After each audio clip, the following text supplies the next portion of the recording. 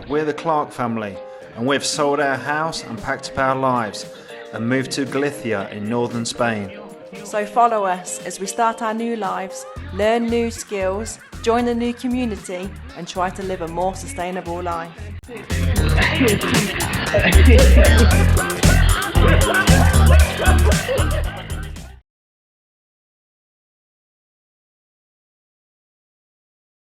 So a quick roundup of this week.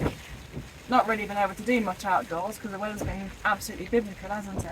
Yeah, that's why we're hiding in the Polytunnel now. You can probably hear the wind and the rain lapping down upon us. So like Em said, it's been a slow week actually on the garden this week. Last weekend, last Saturday, we managed to get the garlic outside, so we've got a little bit of footage of that. We've sort of made a third of a no-dig bed outside, haven't we? Yeah, about a third, I'd say. Yeah, just stuffed full of about 100 garlic, so should last us the year if they all grow. Yeah, if they all grow. It might be a bit warm for them at the minute, but we'll see. We'll see. Everything's an experiment, really. We started by setting out this new no-dig bed, 1.2 meters wide, and we used some string lines to make sure we were fairly consistent with the measurements. Laid the cardboard down, covered over the cardboard with the manure that our neighbour kindly donated to us. And once we got that to depth, we topped it up with some of the compost which we'd bought in from elsewhere. Once we'd done that, we planted the garlic bulbs as required, pointy side up, dull side down, and away we go. Left them to grow.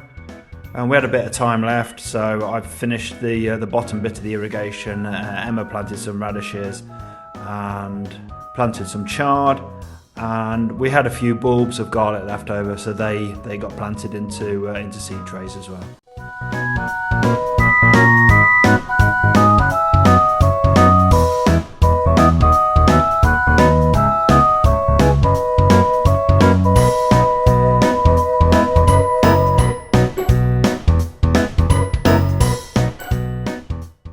We've also planted a couple indoors because I'd read that if the ground's saturated, then it's best to start them inside in a pot where you can control it. With the biblical weather, potentially the ground outside is saturated, but also in here it definitely is too warm, and I think that they've gone a little bit mouldy. But again, it's just an experiment, and we'll see what happens with it. Really, if it doesn't work, it doesn't work. So yeah. You abandoned me on Sunday then, didn't you? You went back to the UK for a few days. Yeah, so on Sunday I caught a flight back to Stansted from Santiago. We'd arranged for our personal belongings to be shipped over, so I went and met a couple of guys with wagons and loaded the wagons up from the container. Again, I've got a little bit of footage of that. I'll drop that in and show you.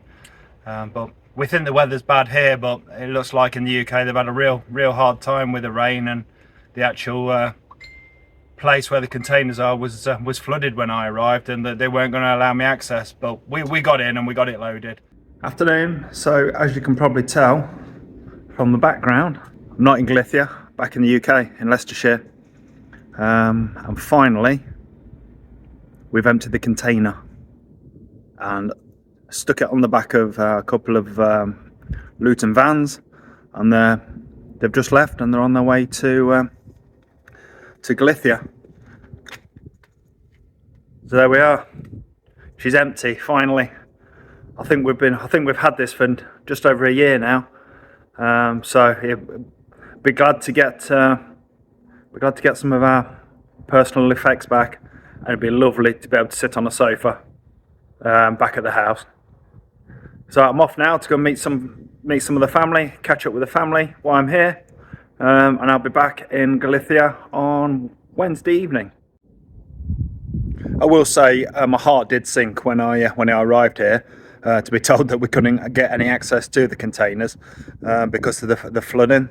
The place is absolutely flooded out at the minute. I think it's the River Soar burst its banks about half a mile up the road, and it's found its way down here. I've been here a couple of 3 hours now, but the water's receded, so luckily where our container is, it's not too bad, as you can see. When I arrived, this was completely flooded, but now it's not too bad. It's gone down. Just over the side here, over the other side, there's about 6 inches, 8 inches of water still around there. So those guys still can't get into their container. So yeah, I was lucky with that. And in fact, the stuff turned up before I got back to Spain. So the guys must have put 2 very long days in driving back. Yeah, and so Em had the privilege of unloading it all on her own. Not on my own. Zane helped. Zane was a little superstar. Scarlett was in a Spanish lesson at the time, conveniently or inconveniently, depending on whether you're Scarlett.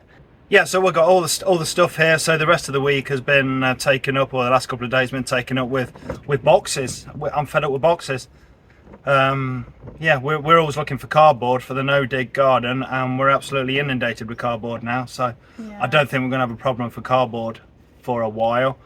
The living room / dining room is just full at the minute, full of boxes and stuff. Yeah, and you might have seen the video where we emptied out all the container to sort of get rid of some of the stuff that we didn't think that we actually needed after living in the motorhome for 6-7 months. With no belongings. Yeah, with no belongings and nothing, and only sort of 5 or 6 outfits to choose from, and we were worried that not all of our stuff were going to fit in the 2 vans that we'd sort of got quotes for, and that we weren't going to need all of this stuff. So we did get rid of quite a bit, and then all of this stuff has arrived. And honestly, if we were to go through this process again, and also if anyone was to ask us what our top tip is about moving to another country, it just is really think about what belongings you actually really do need and that you can't let go of, and only take the bare minimum. Because not only has it been an expensive journey getting these 2 vans here, but it's also an exhausting journey now trying to figure out where all this stuff's going to fit in our new home. And also just looking at things like, why did we bring this? We don't need it. Yeah, we've brought lots of stuff that we didn't need, and we could have disposed of back in the UK. But yeah. I guess you're in a different mindset then, aren't you? When you're loading stuff up, it's I know myself. It's always the what if I need this? Well, I've not needed it for the last 8 months while I've been in the motorhome. What's the chances of me actually needing it now? So we're actually inundated with stuff. We've got to find homes for now. Or take it down to the tip. the Punto Limpio, yeah. I think it's called in Spain. Yeah, so that's our week really. We've got a project planned for next week, which I'm quite excited about actually, to do with the irrigation in here. So hopefully we'll be well on with that next time we check in with you guys. I thought I'd give you a quick tour of what's growing in the polytunnel. It's been a week since I planted all of the seeds in the seed trays and directly in the beds in the polytunnel. And I wasn't really sure how much growth I was expecting from them, but it's a lot more than I thought. So I will flip you around and I will show you that now. So this is the cauliflower, and I've got 100% hit rate. In fact, I've got more than 100% hit rate, because some of these have got 2 in them, and this one's even got 3 in it, where I must have accidentally dropped an extra one in there. So that's very exciting. And then the spinach, there's only a couple that haven't grown yet, but also they're looking incredibly healthy. And then these ones are the red lettuce, followed by the green lettuce, and again loads and loads of them. The only ones that aren't quite so happy are the kale. So I think that these are a longer growing plant. We don't expect to be able to harvest these as soon as the other ones, so it makes sense then that they germinate slower. But they are starting to get there. And then these are the garlics that we planted down. I don't know whether you can just see. It's just started to go a little bit fuzzy. And I think that's probably because they're too wet, too warm, not happy. So I don't know, it's an experiment, we'll see what happens.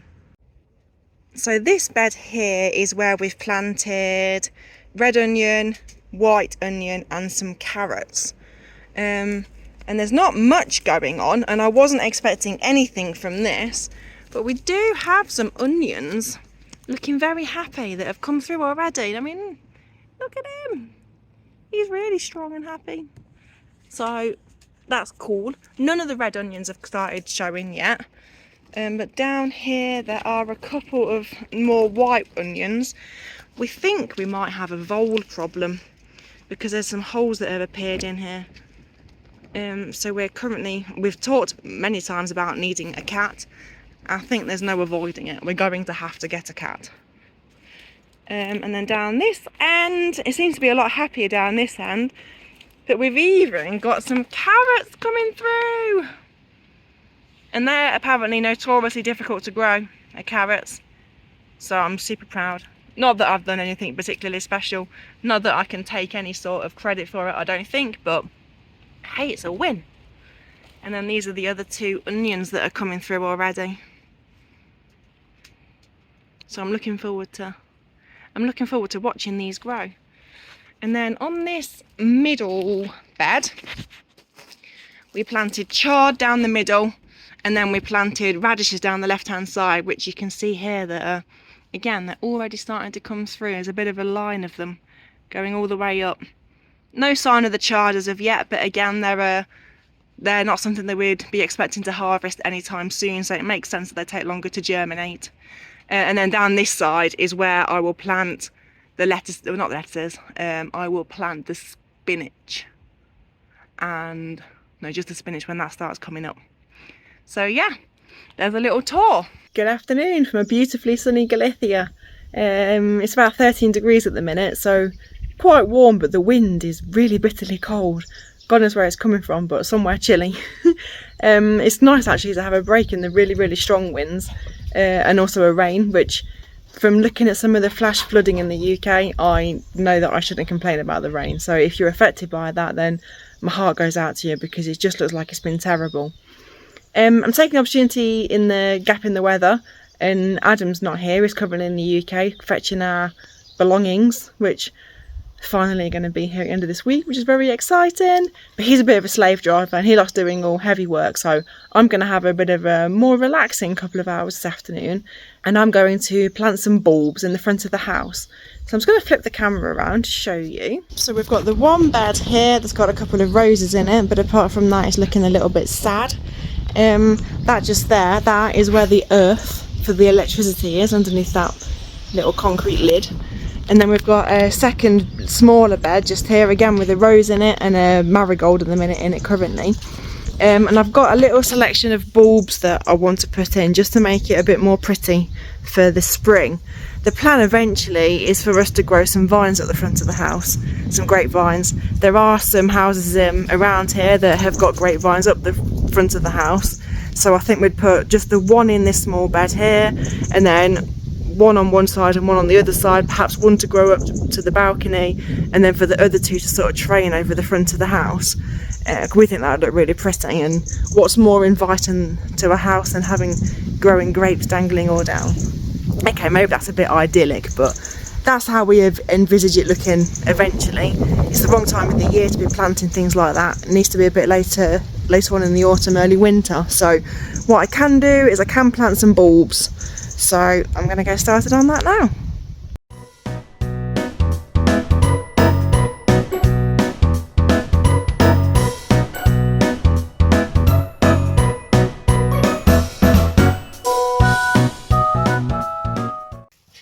I'm done! My phone battery died midway through the second bed, which happens quite often actually, so I probably need a new phone or a camera, but also probably not a bad thing because I'm sure that was fairly boring for you to watch anyway. So basically what I've tried to do is put the ones that are going to grow the tallest at the back and the ones that don't grow as tall at the front, and then obviously in between. You might have noticed that right at the start of the video I spent a considerable amount of time shaking out a pair of gloves. They've been sat outside for about a week, and as I picked them up, the biggest spider I've ever seen in my life fell out of them. And as I stood there shaking them, 2 crickets also fell out of them. So I decided that they weren't going to be the gloves that I'd wear today, and that I'd go and get some nice new pair, a nice clean pair from inside that didn't have anything in it, thankfully, which I'm very, very grateful for. So pretty much they all went in nicely. Weirdly, at the back here, but only in the middle on the bigger bed, there was a little concrete platform smack bang in the middle. I'm guessing it's to protect the the brickwork of the house from any moisture, but it doesn't make sense that it was only for, I don't know, for about 30 centimetres and from the middle, so I wasn't able to get down deep enough for the depth that the bulbs wanted. So I might have to buy myself something like a marigold, like from on the other side, or something to go in just there to pretty that up. Also, I'm not feeling massively confident about the survival rates for these bulbs, because in this bed, when I first went into it, there was a mouse hole. The dogs are proper on one today. So we really need to get ourselves a cat, because the border terrier that's supposed to be a ratter is not dealing with the mice at all. We've only ever seen 2, but clearly with the amount of mice holes that there are. Also, there was something else I wanted to say about, at the start of this video as well, I've put some compost on here. The soil looked pretty old. Don't know when it was last fed or fertilised or given any new soil, so I just put a quick layer of compost on the top. And Adam had already done that in the other bed, so I didn't need to do that one, thankfully. Anyway, I shall end my shoddy camera work now and go inside and bake some bread. See ya. So that's it for this week then. Short and sweet. Like I say, bigger project next week, hopefully, if we can get our asses in gear and get sorted and we don't die under an avalanche of cardboard boxes. So we'll see you next week. Have a great weekend. Bye.